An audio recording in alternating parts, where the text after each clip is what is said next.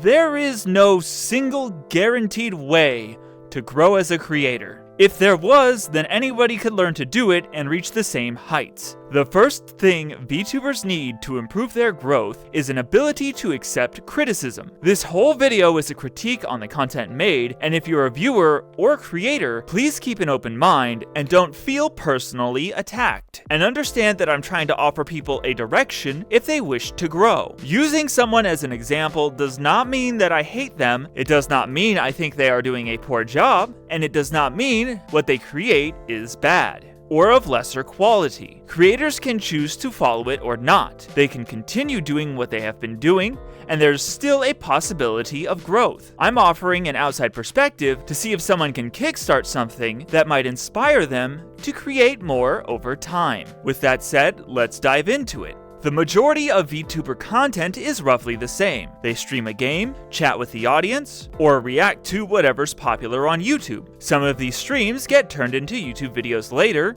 either raw with no editing, or highlighted with a full edit. On occasion, they'll create a fun concept to invite someone else to participate with, and then create a YouTube video from it. That's what everyone's banking on. Streams. Everyone streams. This is fun and entertaining, but not the most effective for growth. VTubers aren't challenging themselves enough, or the real content being made by them is buried, undiscovered, or unnoticed. There are a few VTubers who are putting in a bit more effort into their regular content, and those grow. I'm going to drop a lot of names here, as many as I feel necessary, so you have an idea of what is out there for content, in case you don't know, or need a small reminder of what content can be. Maybe someone will be inspired. There is no Smosh, Epic Mealtime, Epic Rap Battles of History, Death Battle, Brandon Rogers, Giguk, Video Game Donkey, Doug, Let's Game It Out, Tom Scott, Brandon FM, or Quentin Review's equivalent out there making content. We have one Michael Reeves, one Jaden Animations, one Scott Falco, one Gordon Ramsay, one Internet Historian, 20 Keemstars, 3 Mogul Males, a million Asmon Golds, and 10 million Markipliers from 2012. To the VTubers' merit though, we have a bunch of other unique content that you can't find anywhere else, like Neurosama, created by Vital, Shindigs, and now Doobie3D, who's pushing virtual reality. Low effort content. Not a lot is mid or high effort. When you hit a certain subscriber count or viewer count, it doesn't matter what you make. People see a larger number and think they're a better creator, even if they're making lower effort content. There's tons of people out there who put in a lot of effort and don't get recognized for it, or low in number, because the people who react to it with a larger number get the notice. Again, there's nothing wrong with making this kind of reaction content or enjoying it. There's nothing wrong with making low effort content. When I say low effort content, that involves collaborations, lewd tags, tier lists, stream highlights, chat sending them a photo to rate or talk about, game highlights, reacting to videos, anything that could be done with 1 or 2 clicks, and almost no planning. And a Wheel of Punishment is a bit more planning, but still roughly on that level. Kind of interesting how we've fostered a community that indulges in the punishment and suffering of the content creator, even if it's voluntary. If you go to a VTuber's channel, you'll see that this is the case for 90% of their content. Interaction is one of the key parts of a stream, so many can enjoy this content in a way that can't be experienced through a traditional video, and the content being roughly the same isn't bad. Not everything has to be new or high effort. Even for the lurkers, there is a fun way to watch a stream with someone they feel they have a connection with. If you storytime your life or talk about your life and make that a highlight, that's better in terms of content, since it showcases your personality. Your story becomes less memorable though if you toss it in a short where people see 500 a day, unless you make a 2D or 3D animatic or animation. I will remember a longer story about a guy going out with a girl who treated him like an object, or a story about a failed group project where someone decided to record with their iPhone in a car on the way to class the day the project is due, more than any short a VTuber posts about that one time you went to the store and accidentally said to the cashier, "I don't know, chat, what does one usually do with 1 cucumber, a single sock, and a gallon of mayo?" Let's not fully discredit Shorts content. Because of TikTok, YouTube has to be competitive now, and is incentivizing people to upload shorts daily. If you don't, you won't be pushed as much. So doing that is necessary to expand your reach. Don't be afraid to make YouTube shorts, it's okay to do that. Streaming everything raw and entertaining a live audience without a script, knowing how to communicate with chat, and improvising while banter is flying around is not a small feat. Not everyone can do it as easily as others. Some need to learn over time, and many like me require a script or haven't adapted to it. Some people are naturally able to hold a conversation with anyone about almost anything. Entertaining an audience in this manner might be a bit lower on the effort scale, but it's still just as valid and can be more entertaining than a video with a higher effort. There are many people who prepare for a stream with events and chat engagements that take time to plan and make sure it goes off without a hitch. Except it doesn't, there's always scuff with VTubers. The majority of streams are not that. This is part of why existing only on Twitch isn't a great strategy for growth, since there's on average 93,000 people going live a day. Even if you were on the front page, what will stop someone passing by, and if they don't pass, how many will come back? As someone who has worked with talents that have been on the front page and had a boost in viewership, there was almost no change. If your goal is to grow and expand your reach as a creator, you should try to create something different. If your only goal is to help make people's day and make them smile, that's fine, so long as you're truly satisfied with that and have no underlying ideas about one day making it big. If you truly wish to grow and are at a point of acceptance, thinking it's okay just to make a few people smile, start thinking about what you're going to create. Many start streaming and gain some income thinking it's going to make them successful. At first, $300 a month from subs sounds nice, and it seems like you're starting to become successful. We are going to use subs as the combined total between donations, super chats, bits, and Throne. You have hit a maximum of 120 subs per month. That's not an easy feat. And it's great that you're a hobbyist or streaming for the fun of it. It can grow.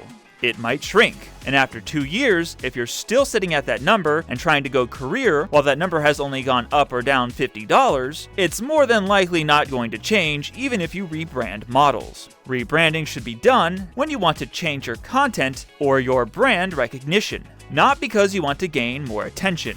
Again, instead of simply streaming and making highlights, holding on to that $300 for 2 years, putting some of that time and effort into your YouTube content has a higher chance of coming back and rewarding you over time. You could be making that $300 a month with subs, and then $100 a month on passive income from YouTube videos you've uploaded, which has a higher chance to grow your audience for videos and streams, increasing your income. You need to consider how much time you're spending streaming. You are constantly fighting for viewer attention at all times. Streaming 12 hours a day works for some people, and if you're okay with your audience, growth, and size, that's fine, keep doing it. If you want to expand, think about that time as a cost. For example, if you're streaming 8 hours a day, 5 days a week, in 1 month, you're streaming 160 hours. If you think spending 100 hours on a video is too much effort, you're putting in more for stream already. If you cut back 100 of those hours, you can still stream 2 hours a day, every day of the week, or roughly 4 hours for 3 days of the week. Corporations require people to stream 2 hours a day, 3 times a week, so they can come up with a regular form of content on the side. Streaming longer is up to the creator. Streaming content is meant to be viewed in passing. Long-form content and evergreen content is meant to be viewed at any time, watched years later after it's been published, and it comes with a lasting impression. There are times when I will re-watch content to become informed, laugh, or discover something a second or third time. Content that is always active is beneficial for people with a lot of time on their hands. Content that is a complete package is better for an overall audience of people who have bursts of time throughout the day where they can sit down and watch from start to finish, or pause and continue later. Long-form content has a lasting impression because of how it's structured and the person presenting that content. You will remember a movie or series more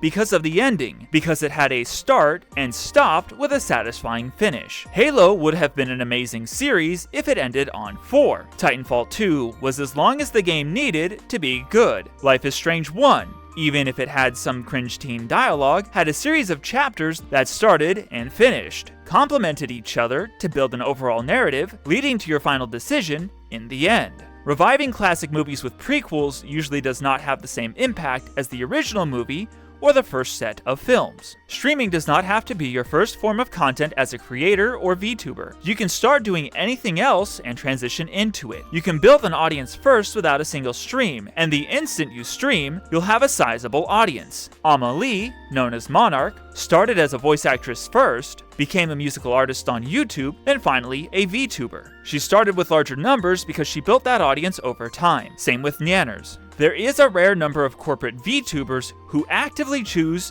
to make a regular style of YouTube content and innovate on their streams. The rest in corporations choose only to stream and make covers because when they lose the IP of the brand, they have no idea what will become of that content, and 90% of the time, they cannot take it with them nor restart it without possibly getting a cease and desist for copying content the company owns. And that is why a lot of corporate VTubers strictly continue to stream, and something the corporations might need to figure out, or not. If streaming with a combination of the company's marketing is all they need, let it continue.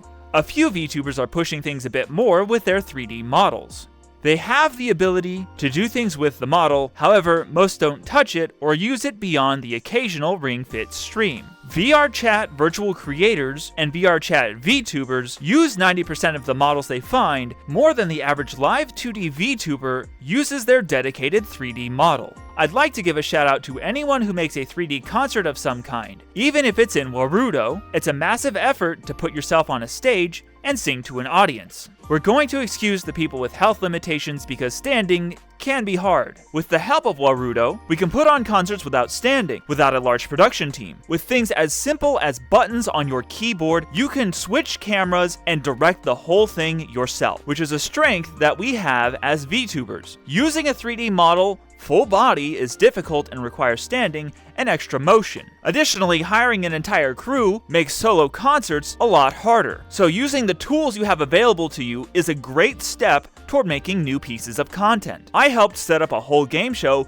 doing exactly that. It was in VR chat and there was a camera switcher for the director. He was able to do everything almost by himself, and now it's easily available to many more people. I've talked with many indie VTubers who reach out to other indie VTubers in an attempt to create a group project or event, one where most of the organization and planning falls on the person who asks the group. All they need from the group members is their talent and to show up on time to a stream, turn in audio for mixing, or video of some kind that they can record anywhere from 1 to 3 months ahead of time. For birthday messages and roasts, there's usually a few who get busy or forget.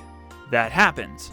When it comes to something larger like a song or video, there's a significantly larger number of VTubers that can't commit to the projects or take forever to complete a small portion since they don't have the same passion and dedication to the work. I've heard of many projects fall through after someone put forward time and money. And sure, sometimes things come up. Sometimes people get busy. However, usually it's time management if you have more than a month to work on something. Here is the unfortunate truth about growth. It is possible to commit no mistakes and still lose. That is not a weakness. That is life. There is no single guaranteed way to grow as a creator. If there was, then anybody could learn to do it and reach the same heights. Everything I've suggested is a way to increase your chances of growth with a proven track record across YouTube. Otherwise, you're hoping for a lottery. You can make the best content with a ton of effort, and the people who grow and explode have something as simple as charm or charisma. People get rewarded for doing almost nothing. That's fine. That's their life. They can do that. There is a type of VTuber where you don't have to put a lot of effort into, where you don't have to try hard, where you can make the lowest effort content you can think of and still hold an audience. That type of content I call charm and charisma content. The content is based around a few aspects of the personality of the person more than the content they create. It's not new, it's not groundbreaking, and it will be a thing until the end of humanity. The best examples of things that have a ton of charm are pets, and caring for your pets is the most amount of effort you'll have to put in to make the content. Some will gain success for being cute, while some use a method or gimmick like lewdness or edgy humor. Banking your entire VTuber content career on charm is not recommended. When I hear someone say they want to become a VTuber like Gura, I tell them it's great they're inspired. They find her cute, charming, and entertaining. She talks about her day that's relatable or strange, she makes some noises. Simply existing is enough for her to gain the audience. Banking on that charm alone is going to be difficult, and the success rate is small and limited. I'm not including the people who have charm on top of a niche or specific style of content catering to a target audience. I'm only talking about people who have nothing more to them other than someone being themselves. Personality content is fine. People are attracted to personalities, and sometimes you can't explain why you love something. You simply do. The people who focus their content on lewd tubing, gimmicks, or edgy humor is a step above personality since there's a niche with it. I'm saying there's more to the content, not that it's better or superior. I said all this so you're aware of my feelings toward anyone whose goal it is to reach this. Now let me hit you with a bit of reality. If someone tells me their goal is to become a creator like Gura, you're saying you want all of the rewards with none of the effort. You want to sit in a room, stream 2 to 6 hours a day for 3 days a week, say hello to chat, maybe game, leave, and call it a day, while putting no other effort into your channel and content, which you probably already do, minus the $10,000 a week part. If that is your goal, with all sincerity, good luck, and I hope you achieve that. This isn't to pick on you or be mean. It is meant to be your inner voice spoken out, to help you become aware and give you drive or motivation if you wish to continue to grow. Gura can sing. She has the skill to do that, possibly from lessons or self-teaching, meaning she has put in some effort even though it's not a key piece of her content. She has done at least 40 karaoke streams. One could argue it is, except out of those 40, she sang once to everyone and 3 times to members in 2023, and 2 times to everyone, 2 times to members in 2024, meaning it's not a key part. And yes, she was nerfed from rhythm games at debut because DMCA came into full effect. For her own channel without a collaboration, she sang 10 songs in 4 years. Fuamoko have sung 9 in 1 year. We can also apply this to Ayame Nakiri from HoloJP. However, most don't know of her, but at least she can FPS well, which puts her in a niche. If that's your goal, it's your life, and I won't stop you. You're allowed to do that. Get your money whatever way you can. You like the idea of creating content and being praised, accepted, and loved. You like the idea of being in a group and having events with genmates. You like the idea of a finished product and not the process behind making it. You're the animals that wouldn't help the little red hen make the bread and only wanted to help eat the product after. You like the idea of creating content and making people happy because it's what you think you want to do. You like the idea of it, but not any of the work that comes with it. How many of you watching have asked somebody how to start streaming, how to edit a YouTube video, have looked into how to stream, how to become a VTuber, how to edit a YouTube video, or even how to do art, and after trying 3 or 4 times, you stopped? How many times have you tried to pick up the hobby and grow? It's okay if you put it on hold, if you fail to commit, if you don't have the right motivation at the time and pick it up again, and drop it again. That's fine. Having the inspiration in mind for years can be a good thing for you and your mentality. You don't have to stop doing it. I want to see you succeed. I want to see you make content. I want to watch someone grow into an amazing creator. I want you to start creating something. Do it if you have the slightest feeling to create content. I chose Hololive for this example specifically because, again, I think it's great they are inspired. I want you to critically think about the content you want to make, and if you do want to grow, think about how you're going to do it. If you want the Gura strategy, you can give it a shot. I'm not immune to charm either. I can watch Fuamoko, who put in a decent amount of effort into their content because of their charm over their skill or other form of entertainment. As a final example, Bella Porsche blew up because of her lip singing, turning her head, tilting her mouth, and bobbing it up and down. That's it. That's all she did to blow up and get popular, ending up on the Streamer Awards. She had looks and charm, and that was it. She was in the military and worked her butt off out there after voluntarily signing her life away. And I think all of our military vets deserve a comfy life after. Now let's discuss the perception of VTubers. I often hear people complain about how VTubing is associated with lewd or adult content and how it's not safe for young adults. Many say that's most people's perception of VTubers. However, every time a VTuber is placed next to a physical creator to show statistics between them, people are thoroughly confused, calling it AI or a large man behind the image. The general public will see Fillion, Drumsy, and Cookie Swirl C. Allow me to mention Drumsy and Cookie Swirl C one more time. This will be the second time I've made a video talking about these two people. You know who Fillion is. Most VTubers know who Fillion is. A few of you know who Cookie Swirl C is because she's the largest VTuber, but when I mention Drumsy to VTubers, they don't know who he is. He's also one of the larger VTubers, and most of you have never heard of him, which says a lot about the content you've been making and watching. I even threw him in the video at 13 minutes and 45 seconds. Name in the corner and everything after he teased Melody, Bao, and Nuxtaku for his next piece of content. He's not a virtual creator since he has a consistent avatar and uses it across all of his content. It also stays consistent each time. With a few exceptions to any time Fillion has a guest on, they have content appropriate for YouTube's 13+ audience. Their content appeals to the general audience, and it's why they're so large. They aren't catering to VTuber fans. They aren't specifically making content limited to VTubers or about them, and it's why they have a larger chance to grow. What I'm doing right now is detrimental to my channel's growth because I want to see VTubers succeed so much. As a huge example, CDogVA is another example of this. His main account was strictly anime and Japan only. His second account, ConnorDog, is anything that he does on stream. It highlights the full events with creators, with his friends, traveling around Japan where he takes a friend with him since experiencing things is better with people you know, large events that everyone tune into, and for those who didn't can discover after. It's content that anyone can watch, not just AnyTube viewers. His already built fan base gives him a buff in viewership, and not the only factor for its success as a channel since they get above 450,000 views per video. I've said it before with Cookie Swirl C, if someone changes their appearance or content, the viewers will decide if they continue to succeed. In addition to the space not being adult-centered, being a lewd or EVtuber doesn't guarantee growth. There are tons of people you don't see who try this route and have yet to grow like anyone you would consider a lewdtuber, which, according to the VTuber Awards, I will mention the nominees from both years being Project Melody,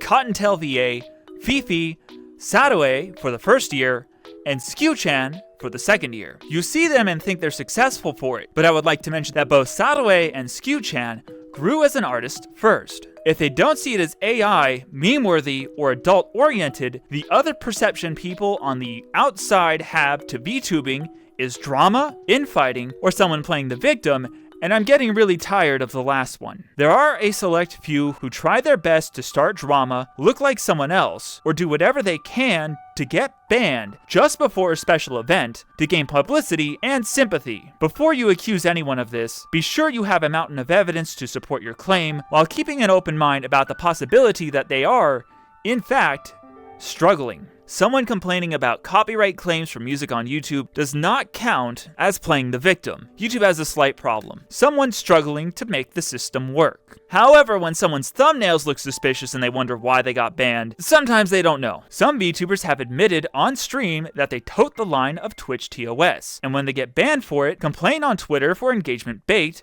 acting like they don't know what they did. There are many times when people get banned, like Fallen Shadow, known as Shondo, or wife, for no other reason than existing and a mass report from people who don't understand her or her content. Twitch's ban system can be inconsistent, and I'm sure you can find a photo on Google of a streamer breaking TOS easily. Before you do, I ask how old the image is, if they've been banned before, and if you're going to do anything about it, like watch them and report them the next time it happens live. I've reported someone whose main focus was their cleavage, while the screen for the game was in the top right corner, the size of a business card. They never got banned or suspended for it, so I've seen it personally myself. The extended outside perception of VTubers right now to people who have no idea what content creators are is met with the same confusion as a Gen Z kid seeing a floppy disk. They'll be surprised to see the save icon is physical. An important important part of marketing is to not announce something too early.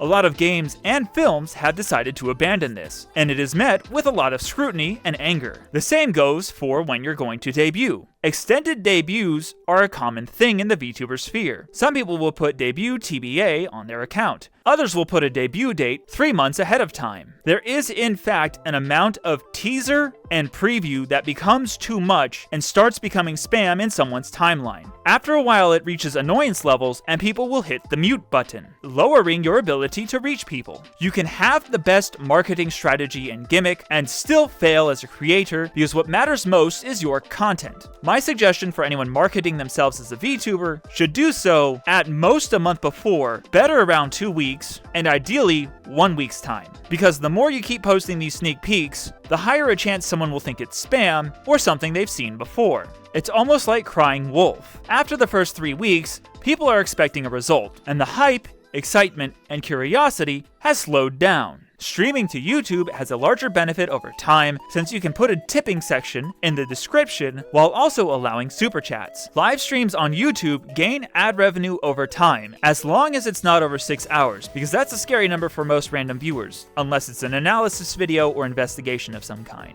If you want to grow, you should invest in YouTube or other outlets to extend your reach. Thanks all for joining on this side of the universe, and I will catch you in the next world.